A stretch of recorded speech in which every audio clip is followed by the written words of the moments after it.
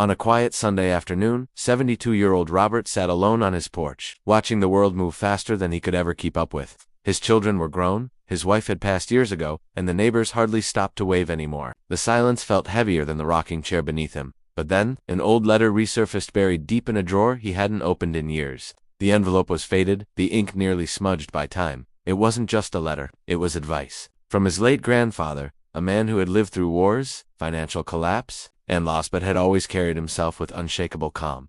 The first line made Robert pause. If you can master this one secret, you will never fear aging, loneliness, or the storms of life. Robert's hands trembled. He had always thought wisdom came naturally with age, but here he was, a senior, still feeling lost. What was this secret his grandfather spoke of?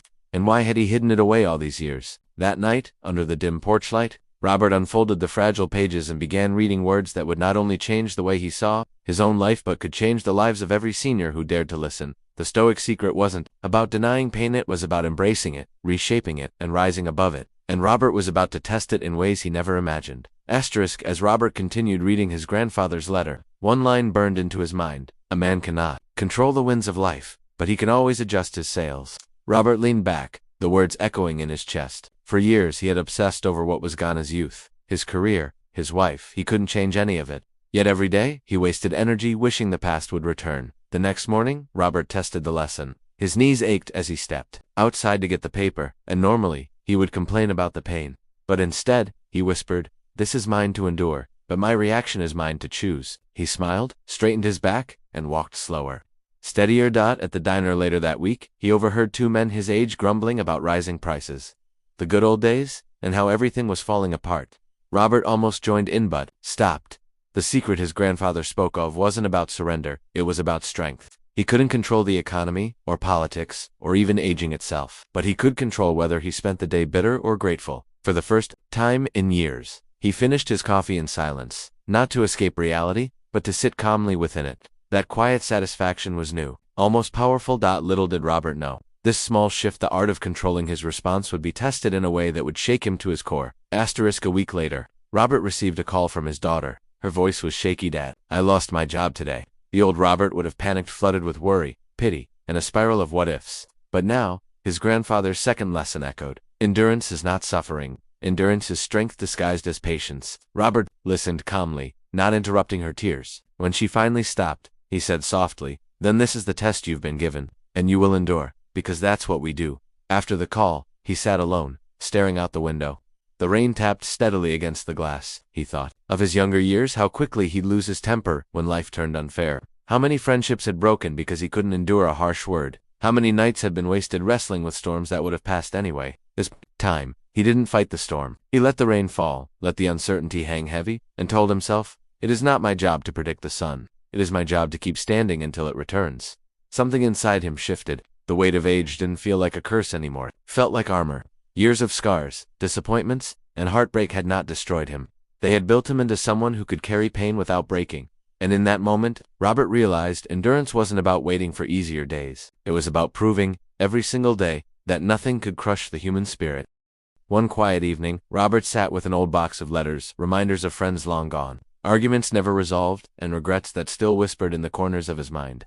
His fingers trembled as he unfolded a letter from a brother he hadn't spoken to in decades. Harsh words, pride, and silence had built a wall that no one had dared to climb. For years, Robert carried this weight. The guilt of not apologizing, the anger of feeling wronged. It was a chain he wore invisibly, a burden heavy enough to make him bitter. But then his grandfather's third lesson surfaced. Letting go is not forgetting it, is refusing to carry what is already dead. Robert closed his eyes, breathed deeply, and whispered into the empty room, "I forgive you, and I forgive myself."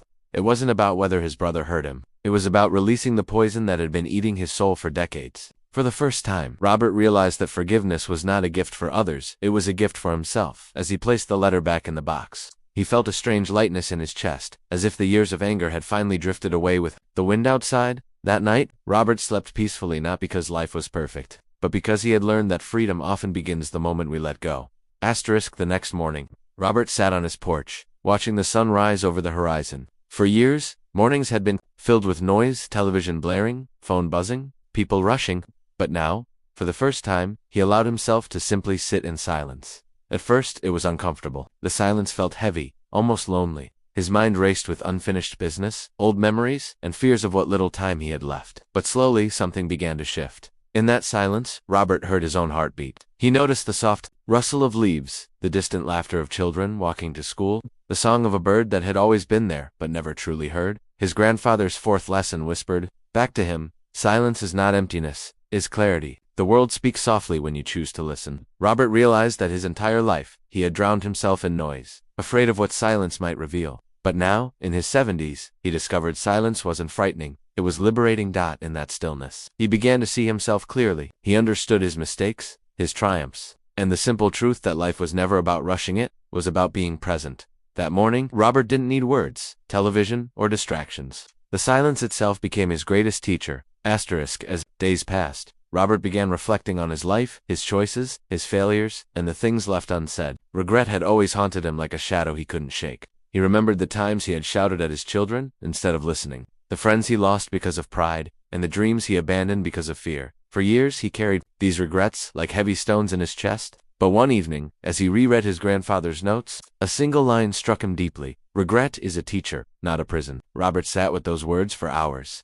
What if he had been wrong about regret all along? Maybe it wasn't there to punish him, it was there to guide him. Each mistake he made had carried a lesson, and each loss had carved space for wisdom. That night, instead of drowning in guilt, Robert picked up his pen and wrote a letter to his children.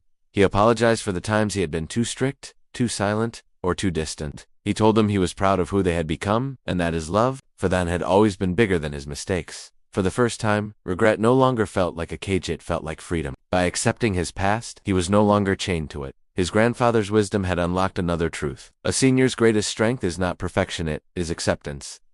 Robert woke up one morning with a rare calmness in his heart. The air felt lighter, and for the first time in years, he wasn't haunted by the ticking clock of age. Instead, he felt a quiet power within him.